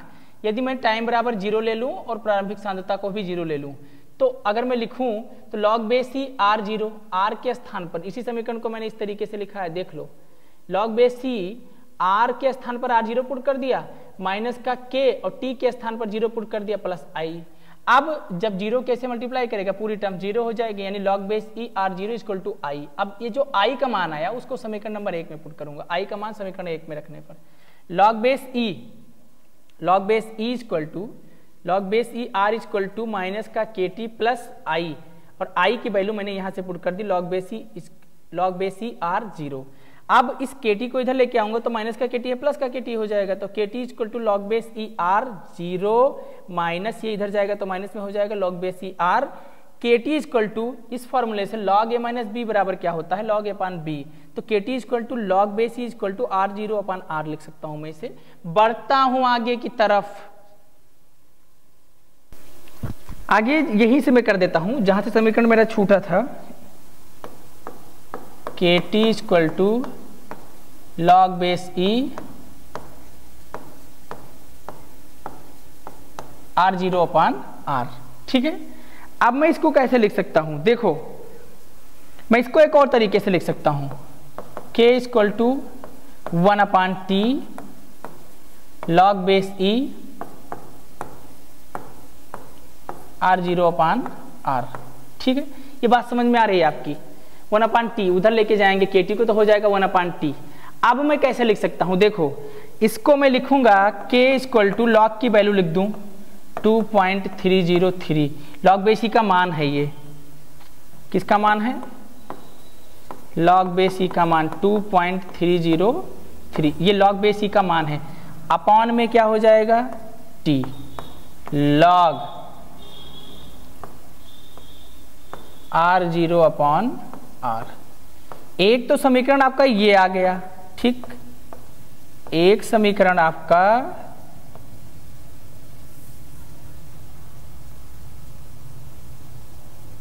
सत्यानाश हो गया, फिर से लिखना पड़ेगा पूरा, K T equal to log base ई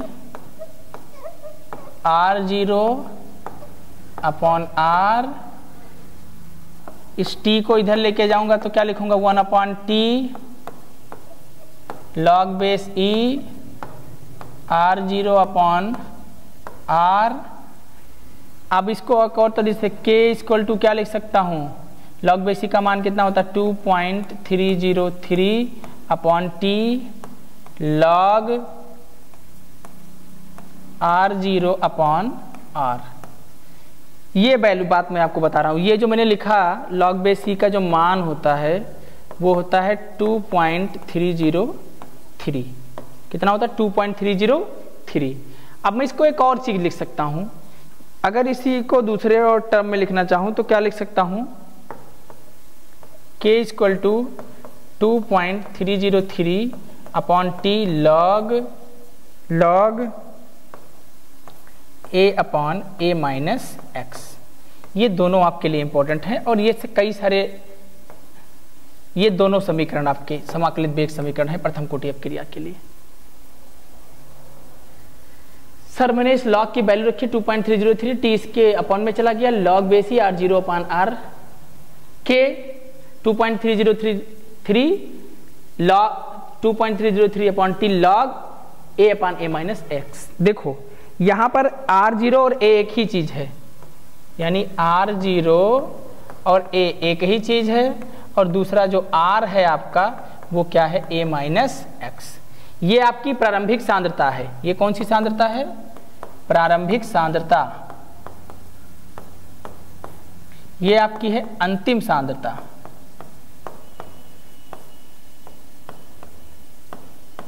ठीक, अब आप इसको नोट कर लीजिए। आइए शुरू करते हैं नेक्स्ट टॉपिक। और नेक्स्ट टॉपिक हमारा क्या है, द्वितीय कोटि की अपक्रिया। देखिए मैंने आपको ऑलरेडी सारी जो अपक्रियाएं हैं और उनकी कोटि के बारे में बता रखा है। जैसे मैं बात करूं कोई एक अपक्रिया है, इसके लिए मैंने लिखा dx upon dt inversely proportional to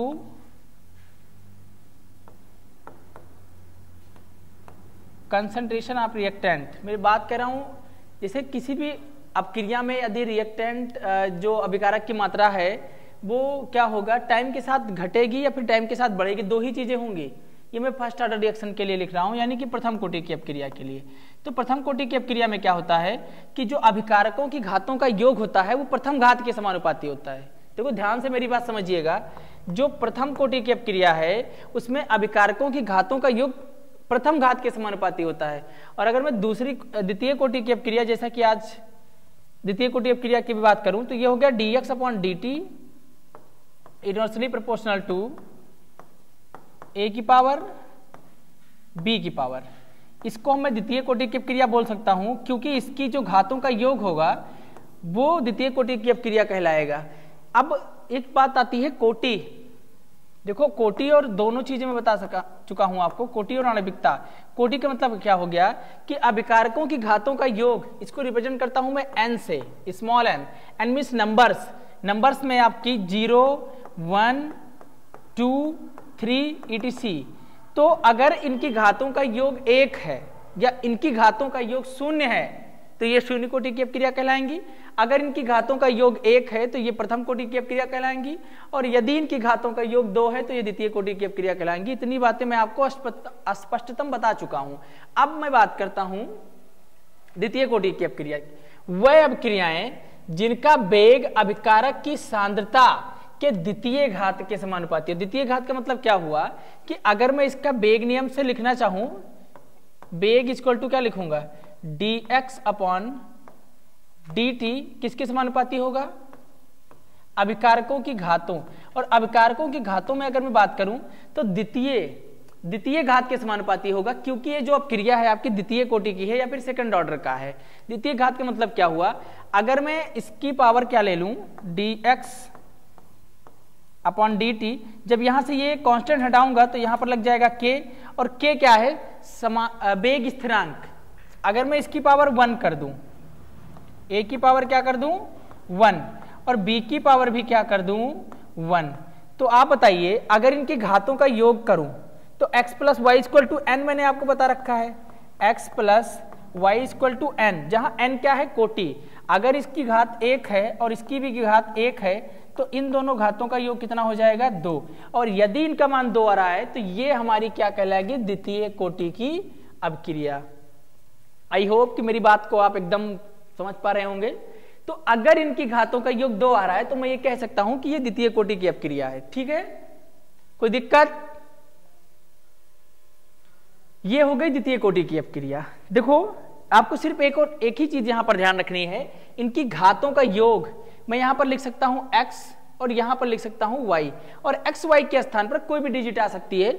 लेकिन बात क्या है कि उनकी घातों का योग अगर 2 आएगा तो ये द्वितीय कोटि की अपक्रिया कहलाएगी। ठीक है, अब बढ़ता हूं आगे की तरफ।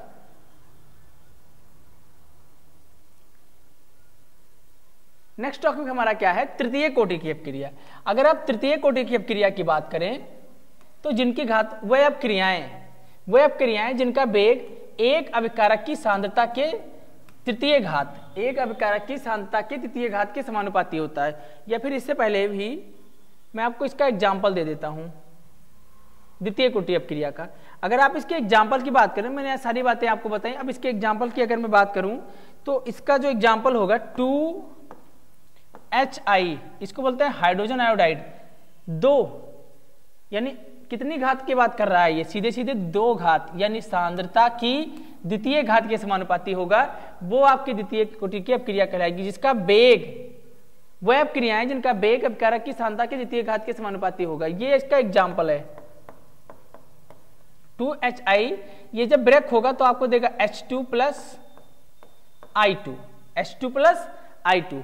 चूंकि यहां पर ये 2 घात है वो 2 है, आप देख ही रहे हैं। अगर मैं इसके वेग नियम से इसको लिखना चाहूं तो क्या लिख सकता हूं, देखो अगर मैं इसको वेग नियम से लिखना चाहूं तो क्या लिख सकता हूं, बेग इक्वल टू क्या लिखूंगा, dx upon dt equal to k hi, यहां पर स्क्वायर लगा दूंगा। अब ये इसकी घात कितनी हो गई, 2, तो ये हमारी क्या कहलाएगी, द्वितीय कोटि की अपक्रिया।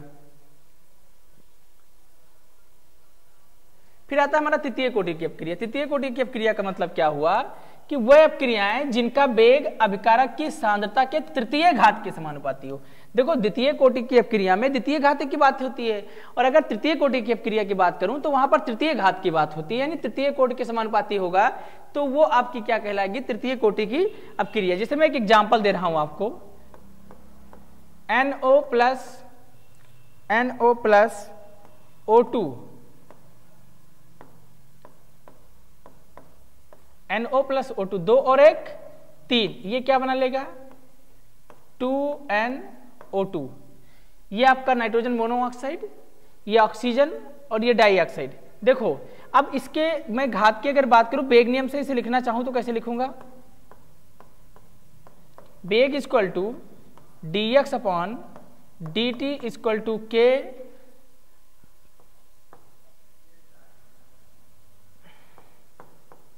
NO और O2 इसकी पावर 1। अब इनका अगर मैं x प्लस वाई देखना चाहूं, क्योंकि x plus Y equal to 1 होता है, तो 2 और ये कितना हो गया, 1, यानी 2 और 1 कितना हो गया, 3। तो ये हमारी क्या कहलाएगी, तृतीय कोटि की अपक्रिया। ये रहा आपका एग्जाम्पल, और ये बेग नियम से मैंने इसको आपके सामने लिखकर दिखा दिया। अब अगर मैं आगे की तरफ बढ़ता हूं, फिर है छदम कोटि। देखो छदम कोटि क्या होती है, छदम प्रथम कोटि की अपक्रिया। ऐसी अपक्रिया जो वास्तव में प्रथम कोटि की नहीं होती है, परंतु परिस्थितियों के परिवर्तन के कारण प्रथम कोटि की अपक्रिया प्रतीत होती है, हम उनको प्रथम कोटि की अपक्रिया कहते हैं, या फिर छदम कोटि या प्रथम कोटि की अपक्रिया। मतलब कहने का मतलब यह है कि ऐसी अपक्रियाएं जो प्रथम कोटि की अपक्रिया नहीं है, फर्स्ट ऑर्डर रिएक्शन नहीं है, पर कहीं ना कहीं प्रैक्टिकली या लॉजिकली ये प्रूव करती है कि मैं फर्स्ट ऑर्डर का रिएक्शन हूं। ये बात समझने योग्य है कि है तो नहीं, लेकिन ये प्रूव कर रही है, ये दर्शाती है, ये प्रूव करती है कि मैं फर्स्ट ऑर्डर का रिएक्शन हूं। इसका मैं एक एग्जांपल दूं, जैसे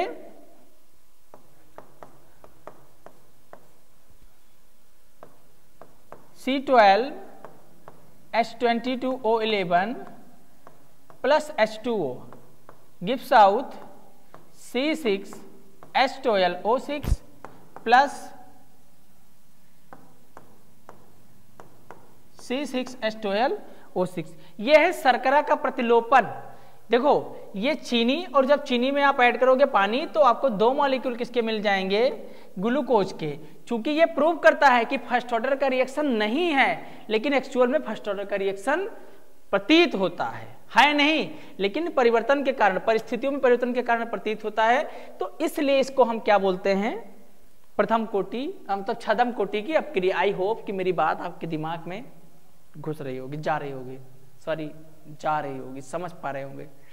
ठीक है, अपक्रिया की आणविकता।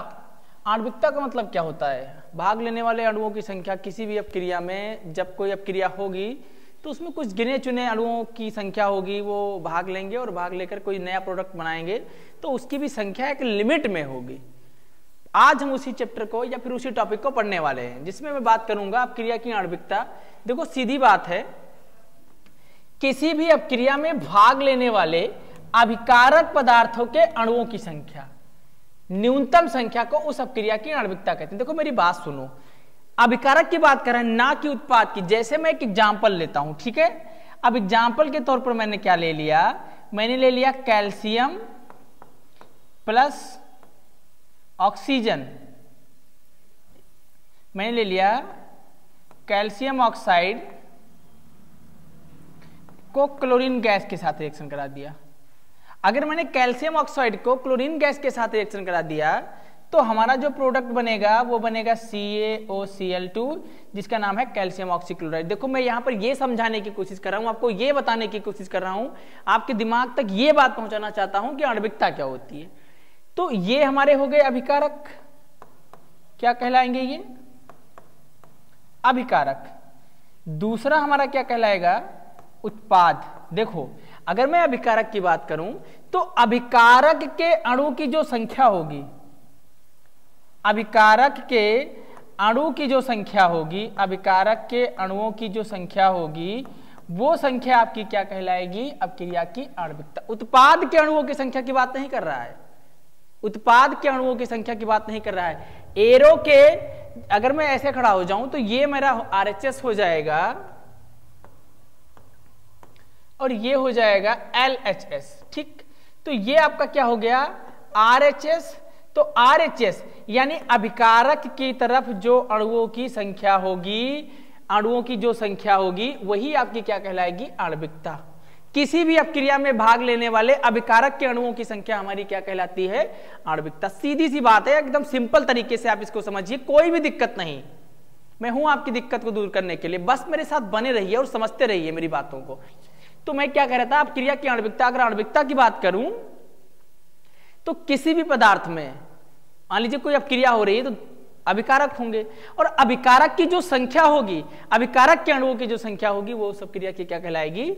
आणविकता। जैसा कि एग्जांपल मैंने आपके साथ दिया, मैं उत्पाद की बात नहीं कर रहा है यहां पर, बात सिर्फ किसकी कर रहा है? अभिकारक के अणुओं की संख्या की। इसे क्या कहेंगे? अपक्रिया की आणविकता। अब आगे मैं बढ़ता हूं।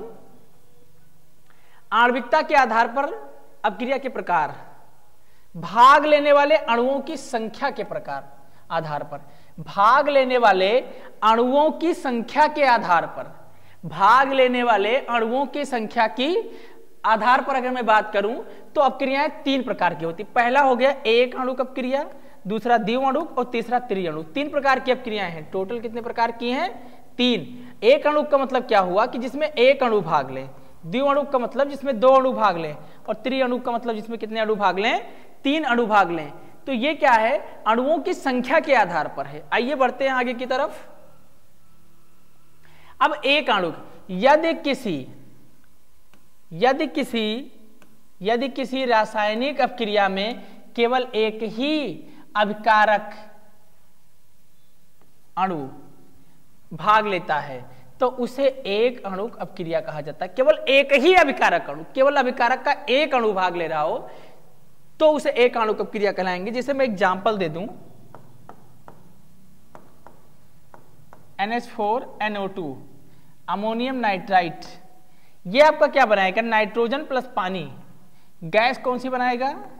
नाइट्रोजन, और प्लस में 2 मॉलिक्यूल्स क्या बनाएगा? ये पानी के बनाएगा, ठीक है। अब देखो यहां पर कितने अणु अपकारक के भाग लेने हैं? आपका जवाब होगा सर 1। अगर वादा करता हूं, अगर आप मेरे साथ लास्ट तक बने रहे, भले जो चीजें, कुछ चीजें ऐसी होंगी आप मेरी मनोवृत्ति को नहीं समझ पा रहे होंगे या मेरे साथ नहीं जुड़ पा रहे होंगे, लेकिन मैं आपसे वादा करता हूं अगर लास्ट तक आप मेरे साथ बने रहिए, एग्जाम में कम से कम 85 से 90% क्वेश्चन मेरे बताए हुए फंसेंगे। बहुत विराट अनुभव है, 5 साल हो गया पढ़ाते हुए, मुझे ऐसे मत देखिए, 5 साल का अनुभव मेरे पास।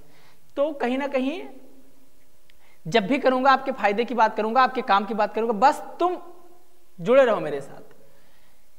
कहने का मतलब क्या है कि अगर अभिकारक के अणुओं की संख्या 1 है तो उसे क्या कहेंगे? एक अणुक अपक्रिया। देखो एक ही अणु तो है अभिकारक का, क्योंकि देखो ये हमारा उत्पाद, तो गलत जा रहा हूं मैं, ये हमारा क्या हो गया? अभिकारक, और ये दोनों क्या हो गए? हमारे उत्पाद। ये हमारा क्या हो गया? अभिकारक, और ये दोनों हमारा क्या हो गए? उत्पाद।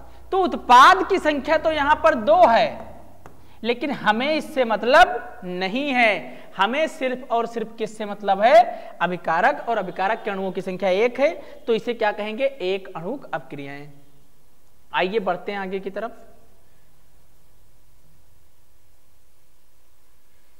दूसरा है हमारा द्विअणुक। देखो द्विअणुक का मतलब क्या हुआ? ऐसी अपक्रियाएं जिनमें 2 अणु भाग लेते हैं, द्विअणुक अपक्रियाएं कहलाते हैं। 2 अणु भाग लेने का मतलब क्या हुआ कि 2 अणु भाग लेते हो, वो द्विअणुक अपक्रियाएं कहलाती हैं। 2 अणु, जैसे मैं इसका एक एग्जांपल दूं,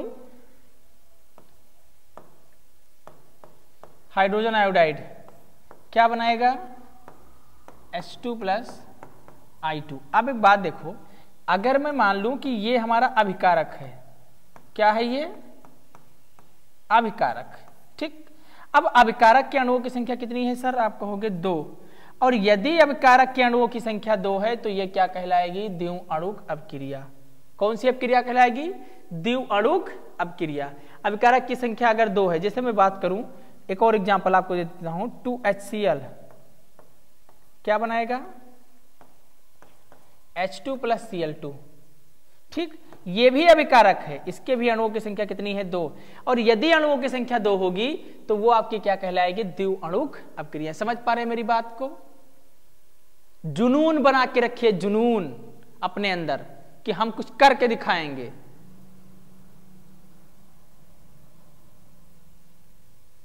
त्रिअणुक, देखो त्रिअणुक का मतलब क्या हुआ? ऐसी रासायनिक अपक्रियाएं जिसमें अभिकारक के 3 अणु भाग लेते हैं। कितने अणु भाग लेते हैं? 3 अणु भाग लेते हैं, त्रिअणुक अपक्रियाएं कहलाती हैं। 3 अणु भाग लेने का मतलब क्या हुआ? मैं इसका एक एग्जांपल दूं, 2FeCl3, इसका नाम है फेरिक क्लोराइड, और इसको रिएक्शन किससे के साथ करा दे रहा हूं? SnCl2 यानी टिन क्लोराइड, इसका नाम है ferric chloride. Ferric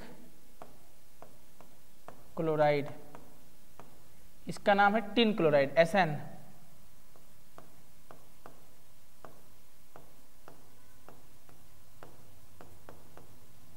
tin chloride क्या बनेगा?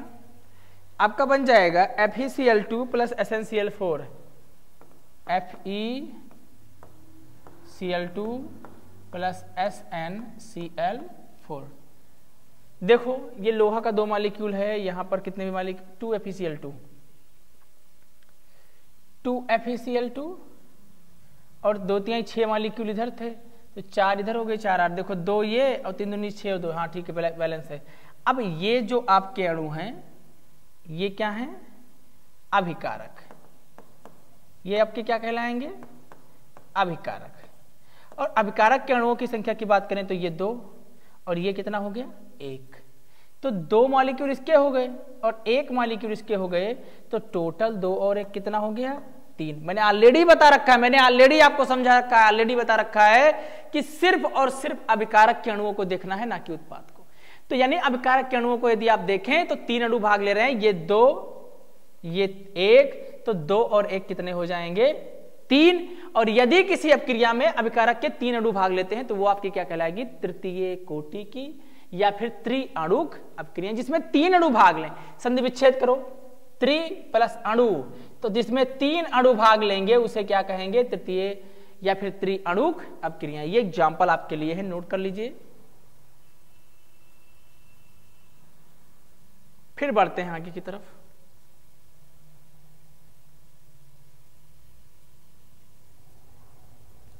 अगला है छदम एक अणुक। देखो ये छदम एक अणुक क्या है? अगर मैं इसकी बात करूं छदम एक अणुक अपक्रिया की, तो वह अपक्रियाएं जिनकी आणविकता 2 या 2 से अधिक हो परंतु कोटि 1 हो।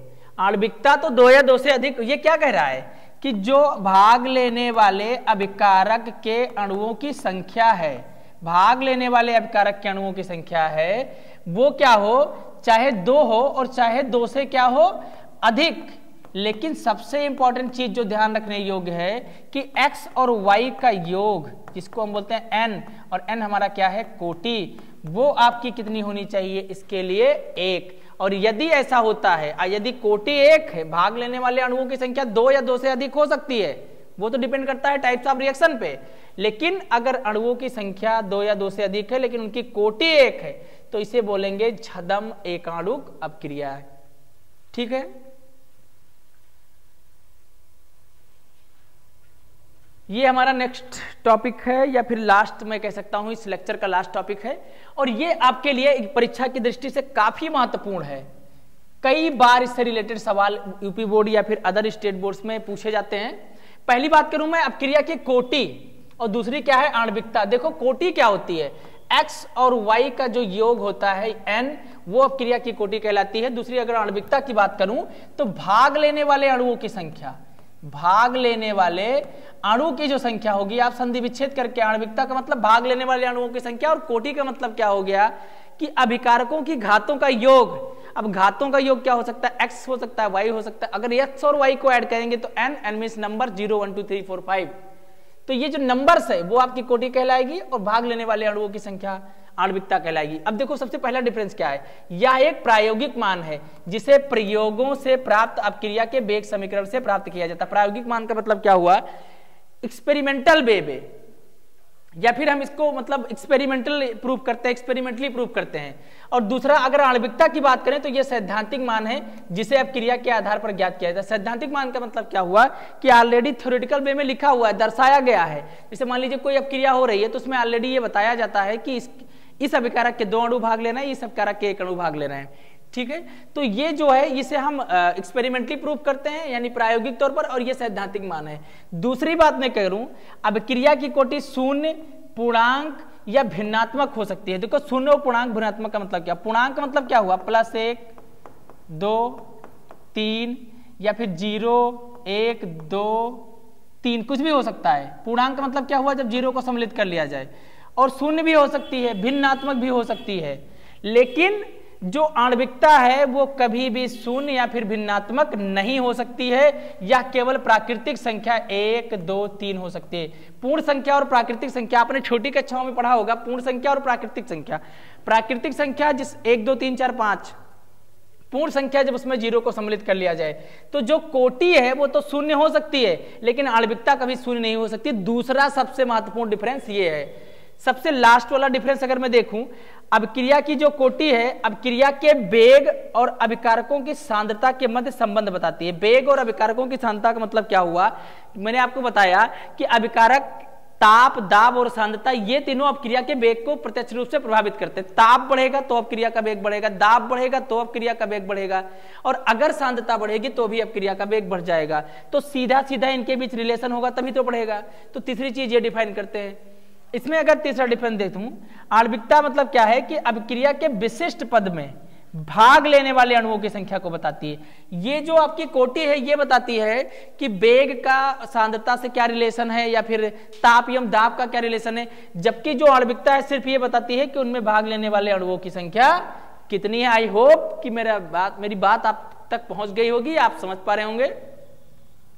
आज का लेक्चर यहीं पर समाप्त होता है, तो बने रहिए हमारे साथ, फिर मिलेंगे नई ऊर्जा और नई उम्मीद के साथ। तब तक के लिए जय हिंद।